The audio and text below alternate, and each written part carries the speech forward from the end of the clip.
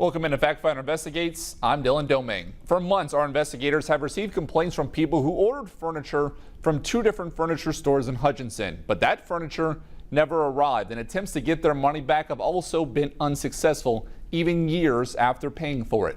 Now Hutchinson police have opened an investigation, and as we found, it's not just customers who want their money back, but a large furniture company who says they are owed tens of thousands of dollars.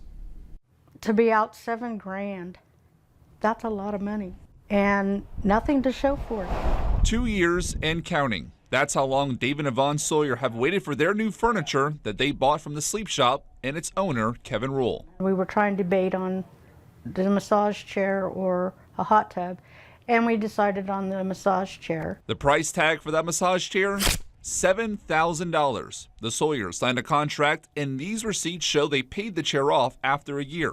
But when it came time to finally pick it up, all they got were excuses. The first part of November, we finally did get a hold of him, and it was supposedly stolen off a dock in Kansas City. The end of November, still no chair. Will you take a different color? Months went by, and still no chair. I've never once been able to reach him. Kip Hildebrand shared a similar story. I contacted them about purchasing an Ashley Furniture dining room set.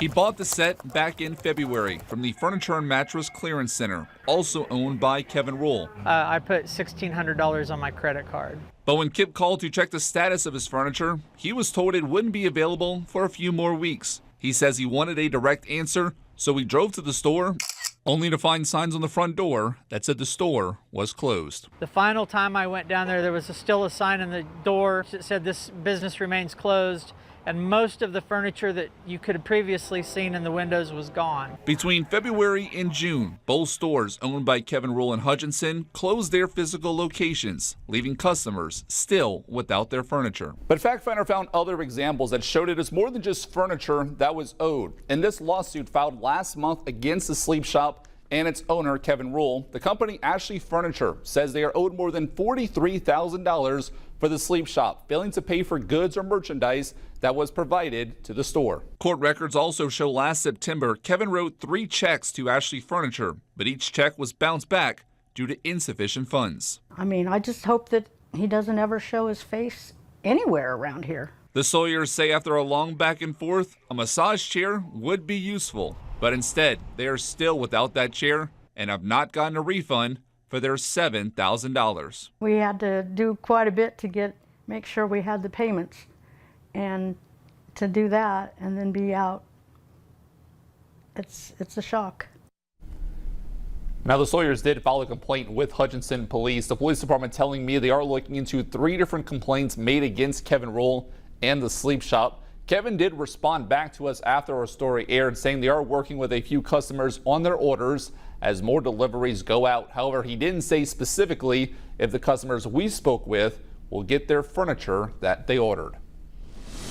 The families of passengers killed in the crash of Flight 5342 says the Army is not taking responsibility. In a letter sent to the Secretary of the Army, they say other parties tied to the incident have been willing to cooperate, but the Army hasn't been transparent. They claim the Army refused to release an unclassified document involving the Black Hawk safety equipment and was only released after a threat of a subpoena.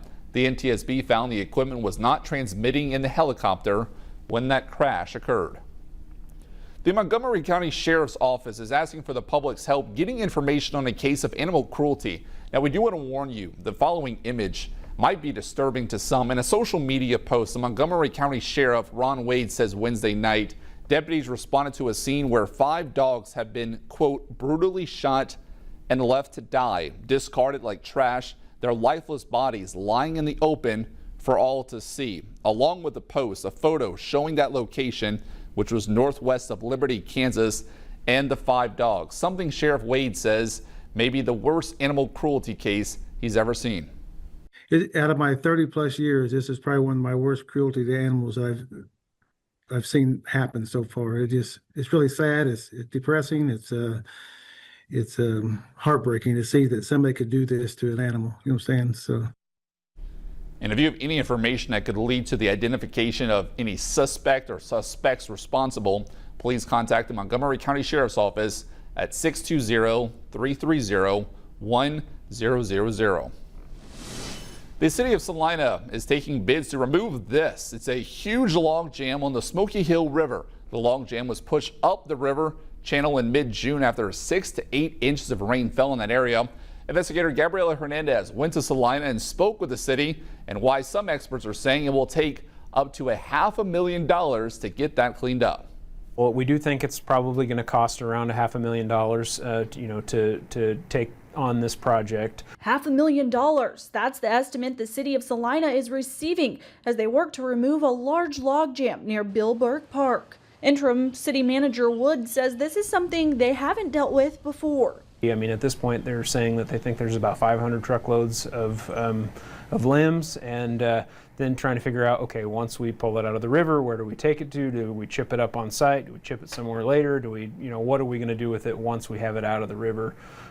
So just kind of trying to work through how do we fix, how do we solve this debris pile, because it's not something that we've really ever done before. The city says they're still very much in the preliminary stages.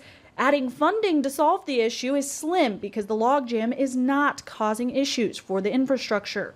Generally speaking, they don't have a lot of funding set aside unless there was an issue that was going to cause further damage. There are still sightseers coming out to Billburg Park to take a look at the unusual site.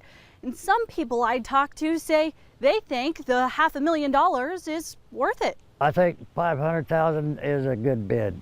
They ought to jump all over that because I don't think anybody will touch it for less than that. We don't want to have to dip into our reserve funds in order to take care of it, but we're very financially stable, as I said. We have the resources to take care of it, and we will. It just things take a little bit of time. In Salina, Gabriela Hernandez, 12 News.